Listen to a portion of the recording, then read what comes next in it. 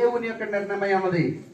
దేవుడు మనకు తోడుగా ఉంటే ఎవడు మనల్ని పడగొట్టలేడు, ఎవడు మనల్ని తొక్కలేడు, ఎవడు మన అభివృద్ధిని ఆపలేడు, ఎవరు కూడా మనల్ని ఎదగకుండా మనల్ని నిలబడకుండా ఎవడు కూడా చేయలేడు.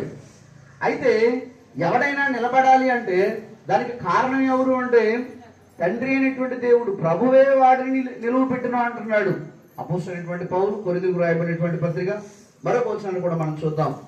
అపోస్తలుడైనటువంటి పౌలు తెస్సలోనికీయులకు రాయబడినటువంటి మొదటి పత్రిక 3వ అధ్యాయం 8వ వచనాన్ని మనం చదివినప్పుడు, తెస్సలోనికీయులకు రాయబడినటువంటి మొదటి పత్రిక 3వ అధ్యాయం 8వ వచనాన్ని చూడగలిగినప్పుడు వాక్యం రాయబడుతుంది, మీరు ప్రభువునందు స్థిరముగా నిలిచితిరా.